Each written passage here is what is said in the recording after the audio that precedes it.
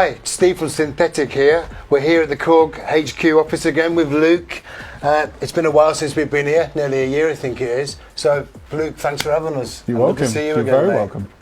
So we're here today for the prologue, and we thought we'd do it here because we've got loads of questions to ask. And our first question is, in our studio and demo room, we've got the 8-voice one. Yeah. Now this is the first time we've seen the 16-voice in the flesh. I've noticed there's a lot of different stuff on here. Can you talk us through some of that, please? Yeah, of course. Well, for a start, you'll notice it's got more keys. Yeah. So you've got an extra octave at the end there. But it's actually more than that. There's a few extra controls as well, so you've got more access to immediate controls, things like the sub patch and the split and stuff like that. But the main thing, which is different, is this. Yeah, that's what I noticed straight away. So yeah, you've got this amazing kind of VU meter, which is basically an analog compressor. Yeah. It's a low frequency compressor, so it really beefs up that bottom end. So when you're working with bass patches like this, and if I just play it without that, then yeah, you can really tell the difference. Yeah, it just kind of gives it that presence. Yeah. And you've got a gain control as well, so you can really crank it or put it wherever you want. You can go for that analog distortion that doesn't distort. Exactly. Yeah, brilliant. Brilliant. So I tend to just leave it on most of the time, to be honest with you. Yeah, I would do. Because it just gives you that full bottom end. It rounds it off, doesn't it? For sure. Yeah. Okay. So they're the main differences really between the two models. Brilliant. Quite a big thing as well, and of course it looks classy. Well. With the VU meters. Because it's a classy unit, isn't it, generally? Yeah, the build quality is incredible. Obviously it's made in Japan as well, so we've got the kind of key bed from our Kronos in there, so it's our flagship action that we do, and it's all really nice components, full metal chassis and everything. So yeah, it's lovely. The first thing everyone says when they come into the shop now, they see the wooden finish, and obviously it's KORG all over, isn't it? Yeah. MS 2000 style. Absolutely, you know? So anyway, we've had people coming in who are like, the KORG fanatics in Nottingham. They're asking about the multi-engine. Okay. Yeah. So can you explain a bit of that? Yeah, I mean this is something quite different because it is a pure analog synth with a kind of traditional signal path and structure, if you like, but it does have this extra element to it, which is the multi-engine. So basically what that is it's a digital oscillator. So as well as two analog VCOs, you've also got this multi-engine as well, effectively a third oscillator.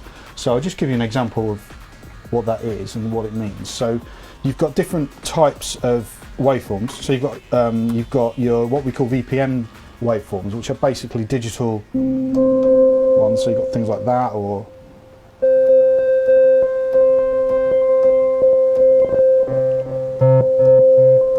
so all kind of very digital sounding waveforms. Yeah. As well as that, you've got noise.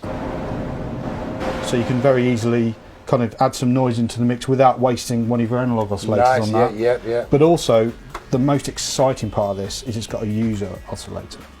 So basically what that means is it's got spaces for 16 of your own oscillators which you can load in and use it then in conjunction with the analog circuitry.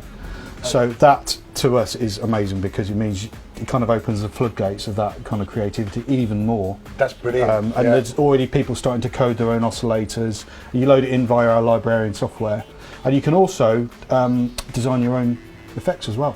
That's brilliant. And have you got different patches up on your website? Yes. At the moment there's only third-party people started doing it because it's a relatively new thing. Yeah. But as time goes on, I'm sure more will appear.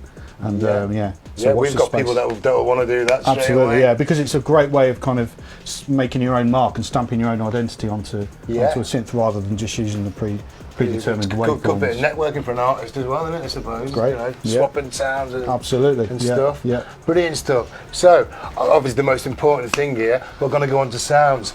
At Synthetic, you know that we're all kind of suckers for house music. It's all about the house, isn't it? So, can you give us a few sounds? There's polyphonic, of course. Yeah. So you can get the nice chords in there. You got the dirty bass, and some kind of arpeggiator or something. That's of course the other difference between this and the 8 is that in the name it gives it away really. But this is the Prologue 16, so you've got 16 voices. So you've got these different voice modes as well. So we're in poly mode at the moment, which means you can play up to 16 sounds effectively, but then you've got mono, unison, but you've also got chord mode, which really comes into its own for house stuff. Yeah. And we can also sort by category. So I'm going to go through and find my chord category. So now every time I change patch, we're just going to hear chord sounds, and you can see it says chord there now. Nice, yeah, perfect. But what's really cool is that you can then change the chord. So, and it tells me the chord there on the screen, like so. Minor, major. Oh, you get diminished sevenths and all sorts. Brilliant. So we've got all different types of.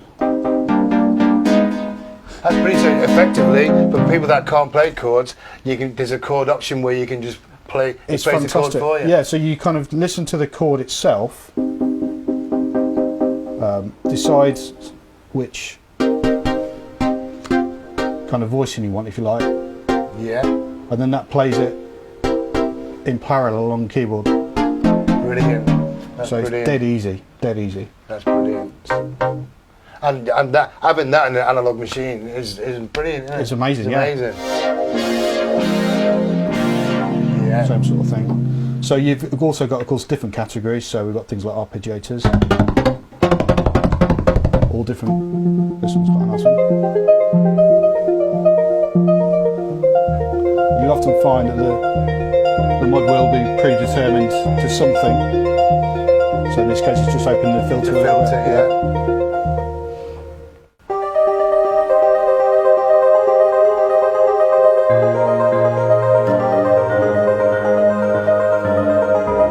Of course, we've got great bass kind of sounds. This waveform is absolutely it's incredible. Touching it. Yeah, this is so useful. I mean, obviously it looks pretty, but it's actually really useful to get that visual feedback from when you're making your sounds and when you're designing sounds, even from scratch. Exactly, when you're designing sounds for your own patches. Yeah, it's great. So if I just go back to an initialized sound, just for an example. So if I play a sound now, you'll see on here, we've just got a saw wave. Yeah. And then if I change it, it's a triangle wave or a square wave. And then as I shape the sound, you'll see it changing. So I bet you can make a track with that without any sound, can you? Hello, you. Well, I don't know about that, but yeah. Brilliant, brilliant. Okay, so the final thing is really what we'd like to ask you, because we're all been to KORG for years, and I've even got an old version of the Delta. Oh, nice. What someone found in his skip. It's got nails in where the modulator was and the pitch bend, but it's still working. The bass sound's still working. The string sound's not. So I'd like to ask you for the last question. Do you think this will go down in history as something like the ARP Odyssey and the MS-20? I think it could well do, mainly because of the multi-engine, because it's offering people that classic analog structure, but then kind of, if you like, adding in another element as well, and the fusion of those two different sounds together are often why people use 2 or 3 different synthesizers. I think it's amazing for the analog machine that it is, Yeah. and the polyphonic that you can just press a chord button and it goes through all the different chords and majors, minors, diminished sevenths. And when I found kind of designing patches and performing with it, it's so versatile. Yeah. Which is always the good sign of a good synth. So brilliant. Yeah. Well, it's definitely got the look for it, hasn't it? It has. As well. Yeah, sweet. So anyway, cheers for your time, mate, and we will see you soon down at Synthetic. Yes, well, definitely. Yeah. Okay, thanks. Cheers. See ya.